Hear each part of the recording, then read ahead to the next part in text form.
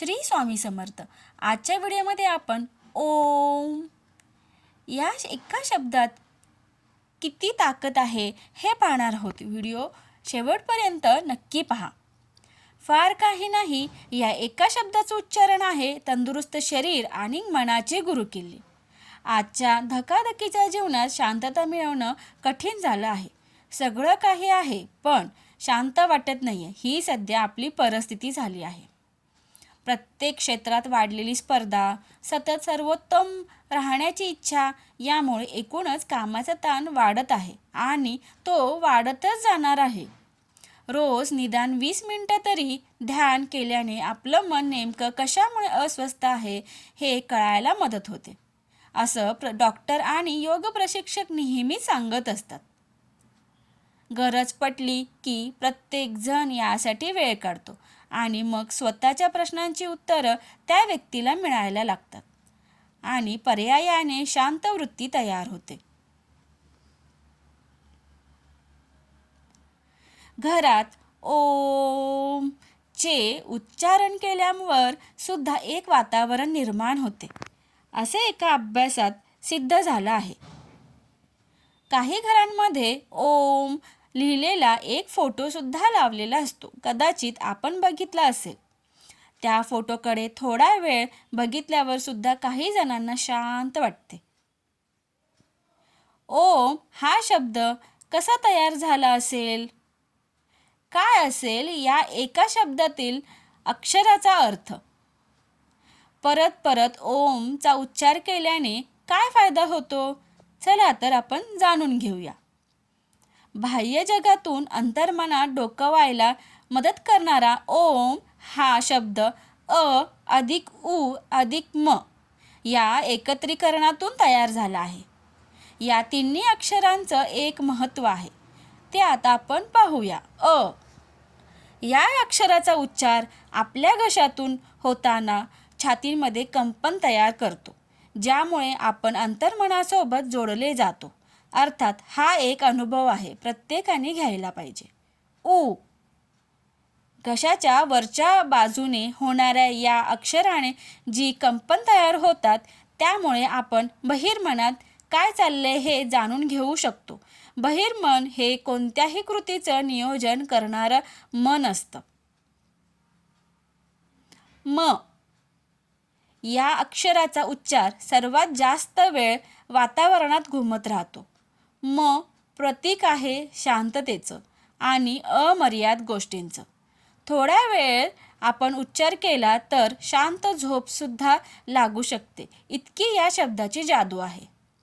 ओम च्या उच्चाराने मनावर होणारे बदल तर आहेतच, शिवाय शास्त्रीयदृष्ट्या सुद्धा काही फायदे आहेत, असं विज्ञानात सांगण्यात आलं आहे. पहिला, सकारात्मकता. ओमकाराने आपल्या शरीरात एक सकारात्मकता निर्माण होते, हे कित्येक अनुभवातून समोर आलं आहे. सकारात्मकता असेल तर सकारात्मक गोष्टी घडतील आणि तुम्ही नेहमीच उत्साही राहाल, तरुण दिसाल, ज्यासाठी आज सगळेच धडपड करत असतात. 2 आहे एकाग्रता. जसं ओम लिहिलेल्या फोटोकडे थोडा वेळ बघितल्याने आपण त्या वर्तुळाकार जागेत गुंततो, तसंच ओमकाराच्या पुनरुच्चाराने सर्व चिंता, विचार हे शांत होतात आणि शांत मनच नवीन माहितीचा स्वीकार करत असतो. 3. भीती कमी होणे. पुढे काय होईल या भीतीपोटी आपण कित्येक वेळेस मनाला अशांत ठेवत असतो. ओमच्या पुनरुच्चाराने आपण या भीतीवर विजय मिळवू शकतो. 4. रक्तदाबाचा त्रास कमी होतो. ओमकाराच्या उच्चाराने शरीरात ऊर्जा तयार होते आणि त्यामुळे प्रत्येक पेशी जागृत होतात.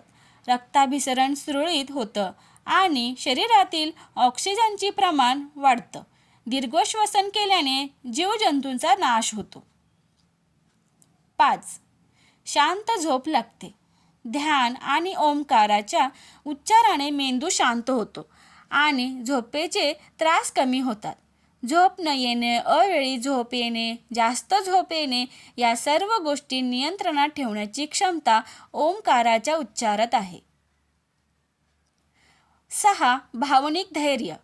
भावनिक शांतता मिळवण्यासाठी तुम्ही ध्यान आणि ओंकार हे नक्कीच प्रयत्न करू शकता. योग्य निर्णय घेण्यास मदत होईल. मन शांत असेल तर तुम्ही भावनांच्या पलीकडे जाऊन सुद्धा विचार करू शकता. 7. आवाज. ओंकाराच्या उच्चाराने तुमचा आवाज मोकळा होतो. असं सुद्धा एका अभ्यासात समोर आले आहे. गायन किंवा वक्तृत्व बोलण्याचं ज्यांचं क्षेत्र आहे त्यांनी ओमचा उच्चार करावा असं सांगितलं जातं. वय वाढल्यावर हे अजून जास्त उपयोगी मानलं जातं.